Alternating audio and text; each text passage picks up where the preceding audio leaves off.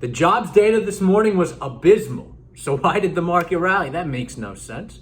Isn't the market tethered to the real economy? And should it relatively bad economic news impact the market?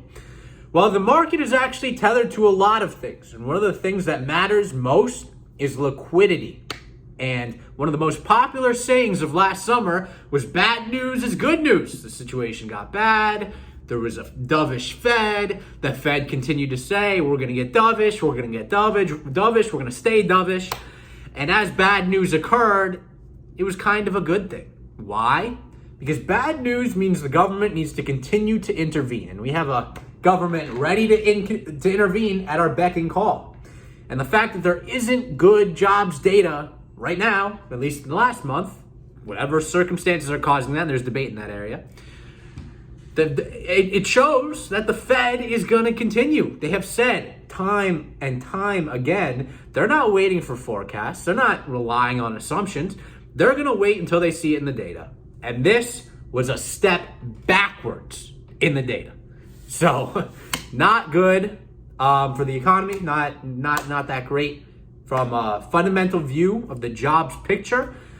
Not a lot of jobs are being filled. Why is that? Well, that is up for debate.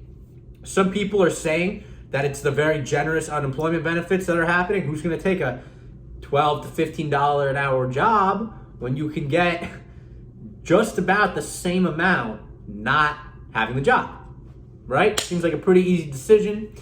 That said, job openings continue to go up. There are over 7 million job openings. I believe 7.8 million, 200,000 jobs added. It's kind of ridiculous that people aren't taking those jobs, but it shows you when you give them good benefits, they're not going to take the jobs. Regardless, it's good for the market. We're pumping more money into the system. That means possibly more inflation. But most importantly, the way this actually goes down mechanically is that interest rates fall, because when the Fed stays dovish, they keep interest rates low. They keep their purchases up for a longer period of time. Bonds are, I guess a more bought asset, and they produce less desirable long-term cash flows. And that is what competes with tech stocks. So it's possible, we didn't think this yesterday necessarily. Not a lot of people thought this yesterday. I didn't think necessarily it was going to be yesterday.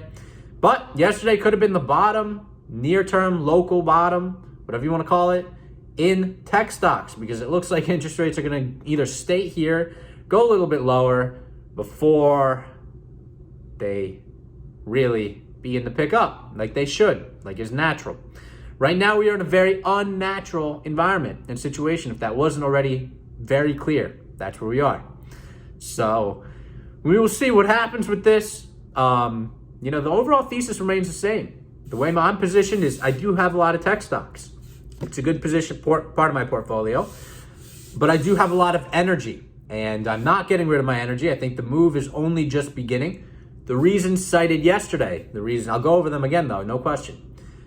Supply has been trimmed down from last year. There was an oil crisis, sell-off crisis. We all remember the negative prices. That caused companies to cut production. They just couldn't produce in less profitable areas. So they cut supply, became more profitable on the stuff they did supply. In addition, the economy is reopening, and the price has picked up. Price is back well above where it was pre-pandemic levels, and the economy is not even open yet.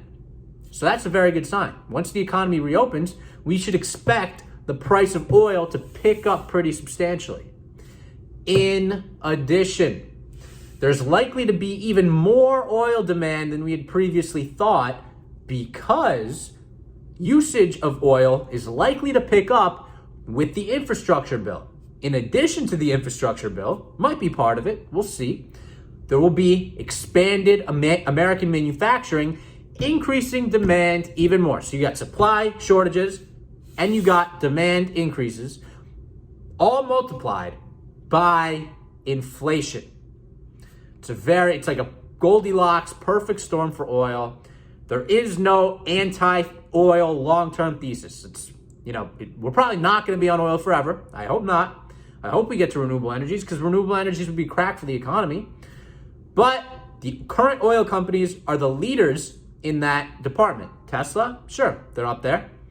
But Exxon, renewable fuels. And a lot of our infrastructure is built to bring liquids, and they charge faster than electric. So let's see what happens with these renewable fuels. They are like tech companies too. Great businesses. Definitely own them.